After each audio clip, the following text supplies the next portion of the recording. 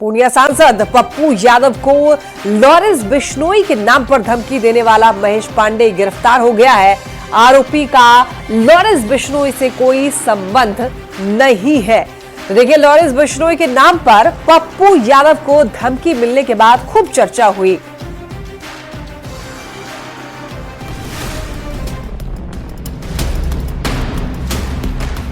जिस लॉरेंस बिश्नोई के नाम पर पूर्णिया के सांसद पप्पू यादव को धमकी दी गई, जिस धमकी के बाद नेताओं की सुरक्षा पर सवाल उठने लगे, जिस धमकी भरे कॉल के बाद सांसद पप्पू यादव ने अपनी सुरक्षा को वाई श्रेणी से बढ़ाकर जेड श्रेणी की करने की मांग कर डाली, वो धमकी भरा कॉल दिल्ली के महेश पांडे ने की थी और उसका लॉरेंस बिश्नोई से कोई संबंध नहीं है।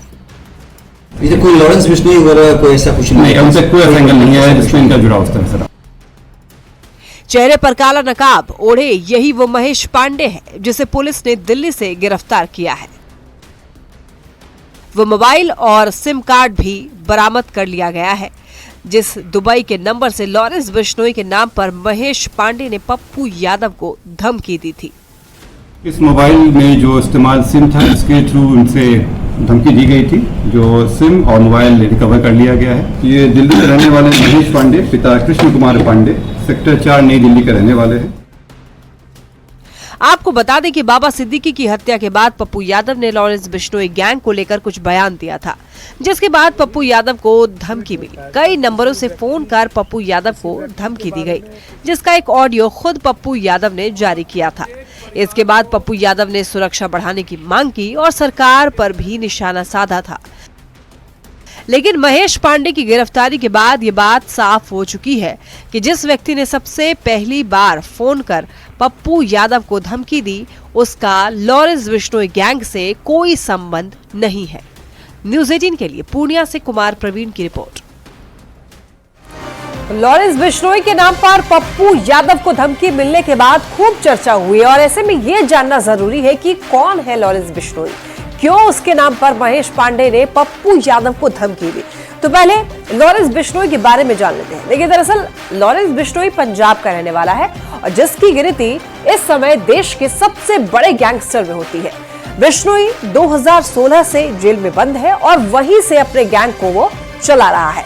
लॉरेंस बिश्नोई के ऊपर करीब 50 मामले दर्ज हैं और ऐसा माना जाता है कि लॉरेंस के गैंग में देश भर में करीब 700 शूटर्स हैं, जिसमें 300 शूटर अकेले पंजाब के हैं।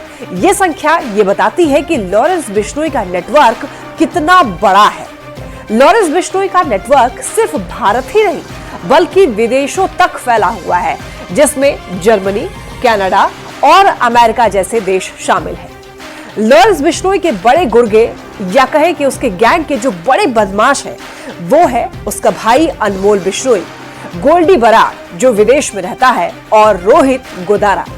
अब ऐसे में सवाल यह है कि जब लॉरेंस बिश्नोई 2016 से जेल में बंद है तो फिर गैंग कैसे चलाता है, तो आइए वो भी जानते हैं। देखिए, कई रिपोर्ट्स की अगर माने तो लॉरेंस का जो गैंग है, लॉरेंस बिश्नोई जो है वो VoIP के जरिए कॉल करता है। आपको ये बता दें कि VoIP मतलब voice over internet protocol.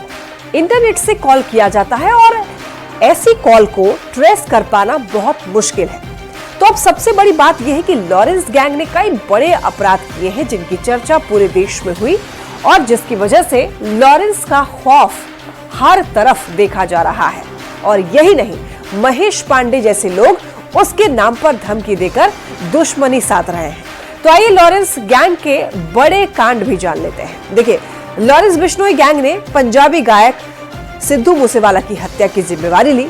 Shri Rajput करणी सेना के अध्यक्ष सुखदेव सिंह गोगोमेडी की हत्या करा दी और यही नहीं, बॉलीवुड एक्टर सलमान खान के अपार्टमेंट गैलेक्सी पर गोली चलवाई और हाल ही में महाराष्ट्र के पूर्व मंत्री बाबा सिद्दीकी की हत्या में भी लॉरेंस गैंग का नाम सामने आ रहा है। अब चूंकि बाबा सिद्दीकी से सलमान खान की नजदीकी थी, तो इसी वजह से इसकी चर्चा खूब हो रही है। अब ऐसे में ये समझिए कि पप्पू यादव ने बाबा सिद्दीकी की हत्या के बाद लॉरेंस बिश्नोई को लेकर के बयान दिया था। तो ऐसे में महेश पांडे ने इसी का फायदा उठाया और लॉरेंस के नाम पर कॉल करके पप्पू यादव को धमकी दे डाली। हालांकि पुलिस का यह कहना है कि पप्पू यादव को कई नंबर से धमकी मिली है। ऐसे में बाकी नंबरों की अभी जांच पड़ताल की जा रही है। फिलहाल अब तक की जांच में यह सामने आया है कि महेश पांडे का लॉरेंस गैंग से कोई संबंध नहीं है, लेकिन बाकी धमकी देने वालों का लॉरेंस से संबंध है या नहीं, ये जांच पूरी होने के बाद ही पता चल पाएगा। तो फिलहाल ये समझ आया कि जो व्यक्ति पप्पू यादव को जिसने कॉल की और धमकी दी, उसका कनेक्शन लॉरेंस बिश्नोई के गैंग से बिल्कुल भी नहीं है। जांच पड़ताल की जा रही है। सिम कार्ड और मोबाइल भी बरामद कर लिए गए हैं।